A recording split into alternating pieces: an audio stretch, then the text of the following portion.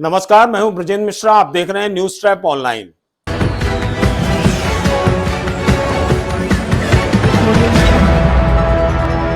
बागेश्वर बाबा की पदयात्रा में कौन सी अदृश्य शक्ति चल रही है, आज हम इसी पर चर्चा करेंगे। बाबा के साथ ऑरा बनाकर अदृश्य शक्ति चल रही है। और आप तो जानते हैं कि बागेश्वर बाबा यानी धीरेंद्र शास्त्री का ऑरा कितना है, नापना बहुत मुश्किल है, बहुत कठिन है। उनका अदृश्य शक्ति का जो घेरा है वो बहुत बड़े चमत्कार से कम नहीं है। और बागेश्वर धाम बालाजी सरकार की जो शक्ति है वो बाबा के साथ ऑरा बनाकर इस पदयात्रा में चल रही है। बहुत से लोगों ने, बहुत से भक्तों ने यह चीज महसूस भी की है। और आपको ये हम बताना चाहते हैं कि धीरेंद्र शास्त्री जहां भी जाते हैं तो मौसम की तासीर बदल जाती है। इसे आप क्या कहेंगे? और मेरा तो यह प्रत्यक्ष और प्रमाणित उदाहरण है जिसमें मैं खुद शामिल था। आपको याद होगा, पनागर में विधायक इंदु तिवारी ने बागेश्वर बाबा की भागवत कथा कराई थी और गर्मी का प्रचंड समय था। कूलर, पंखे, एसी तक फेल हो रहे थे। और बाबा की जिस दिन से भागवत कथा शुरू होना थी तो पूरी आयोजन समिति ने बागेश्वर बाबा से प्रार्थना की कि गुरुदेव, इतनी भीषण गर्मी है और ऐसे में भागवत कथा होना है, क्या करें? हम लोग बड़े चिंतित हैं, एसी, कूलर, पंखे काम नहीं कर रहे हैं। तो मालूम है बागेश्वर बाबा ने क्या कहा था? उन्होंने एक लाइन बोली थी कि हमारी कथा ठंडे मौसम में होगी।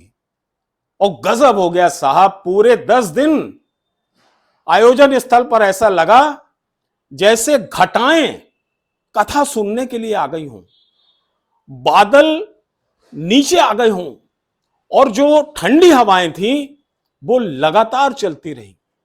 दोपहर 12 बजे से शाम को 6 से 7, 8 बजे तक वहां का जो मौसम था उसकी तासीर एकदम से बदल गई थी। हर किसी ने, लाखों के भक्त थे, सबने ये चीज महसूस की कि इतनी प्रचंड गर्मी में ठंडक का एहसास। गजब हो गया। और मैं तो उन 10 दिनों में ये महसूस करता ही रहा कि लगा ही नहीं कि ये गर्मी का मौसम है, ऐसा लगा कि ठंडक वाला मौसम है। और निर्विघ्न वो कथा संपन्न हुई जो धर्म इतिहास की एक नई इबारत लिख गई। और बिल्कुल ऐसा ही इस पदयात्रा में हो रहा है, जो भक्त इस चीज को महसूस भी कर रहे हैं। आपको मालूम है कि ठंड का मौसम है, कड़कड़ाती ठंड है, और इसमें सभी उम्र वर्ग के लोग पदयात्रा में बाबा के साथ हैं। और रात को जब विश्राम स्थल पर पदयात्रा पहुंचती है तो आप देखिए, सिंगल एक रजाई में पूरी रात बीत जाती है। वृद्ध, बुजुर्ग, इनको तक वैसी ठंड नहीं लगती जैसी ठंड घर में लगती है।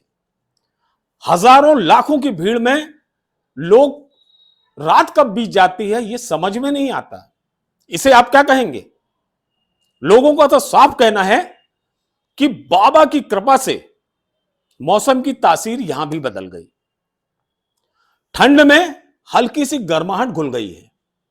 चाहे वो खाना बनाने वाले हों, चाहे वहां काम करने वाले हों, सेवादार हों या भक्त हों। और तो और जो बाहर से बीमार लोग आ रहे हैं वो तक कह रहे हैं कि साहब हमें ठंड नहीं लग रही। भूख प्यास का तो हम बता ही चुके हैं। भूख, प्यास, थकान, ये सारी चीज गायब हो गई है। कुल मिलाकर लोग वहां जो महसूस कर रहे हैं वो यही कर रहे हैं कि बाबा के साथ एक अदृश्य शक्ति का घेरा, ऑरा बनाकर चल रहा है। और वो अदृश्य शक्ति है बागेश्वर धाम बालाजी सरकार की, हनुमान जी महाराज की। बाबा के साथ जो हनुमान जी की गदा रहती है वो बहुत चमत्कारिक है। और आपको मालूम है कि जब बाबा हाथ उठाते हैं ऐसा, तो मान के चलिए वो ऑरा और व्यापक हो जाता है। और जहां जहां पदयात्रा रहती है वहां एक सुरक्षा का दायरा, सुरक्षा का घेरा, सुरक्षा का एक सर्कल तैयार हो जाता है। और यही वजह है कि किसी भी व्यक्ति को, लाखों की भीड़ में किसी भी व्यक्ति को आज तक कोई खरोंच नहीं आई, कोई बीमार नहीं हुआ, भगदड़ नहीं मची, लोग परेशान नहीं हुए, भूख प्यास पानी के लिए परेशान नहीं हुए इतनी भीषण ठंड में। और चूंकि बागेश्वर धाम से ओरछा तक का जो बेल्ट है आप तो जानते हैं एकदम खुला हुआ है, आसमान तले हैं, कितनी ठंड पड़ रही होगी वहां। लेकिन वहां जो पदयात्रा में शामिल लोग हैं वो कहते हैं कि हमें ठंड का एहसास ही नहीं होता, एक रजाई भी ऐसी लगती है कि बहुत ज्यादा गर्माहट दे रही है। तो इसे आप क्या कहेंगे? ये चमत्कार ही है, बालाजी सरकार का चमत्कार है। और बाबा तो जहां चरण रख देते हैं वहां की पूरी फिजा बदल जाती है। और बाबा ने जिस हिसाब के इंतजाम करें सिस्टमैटिक पदयात्रा में, इसमें जितनी भी भीड़ चल रही है सबका विधिवत रजिस्ट्रेशन कराया गया है, वो भी 1 हफ्ते पहले से। और बाबा अपने हर उद्बोधन में कहते हैं कि हमें हिंदू राष्ट्र चाहिए, सनातन की हमें रक्षा चाहिए और पूरे हिंदुस्तान के हिंदुओं को एकजुट करना है।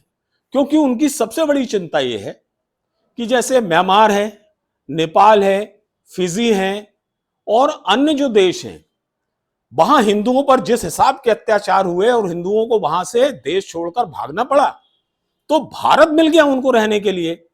बाबा ये कहते हैं कि जब हमारे भारत के, हिंदुस्तान के हिंदुओं पर अगर कोई अत्याचार करेगा तो हमारे इस देश के हिंदू जाएंगे कहां? क्योंकि कोई और देश हमारे हिंदुओं को शरण नहीं देगा, ये तय है। इसलिए वो बारंबार कह रहे हैं कि वक्त का तकाजा है, हिंदुओं, सनातनियों, सभी जागो और एकजुट हो, ताकि हमारा ये हिंदुस्तान हिंदुओं के नाम से ही जाना जाए। क्योंकि हिंदू है तो हिंदुस्तान है। बाबा यही संदेश दे रहे हैं और सभी को जगाने के लिए लगातार पैदल चल रहे हैं। जय श्री राम, जय बागेश्वर धाम सरकार, जय गुरुदेव।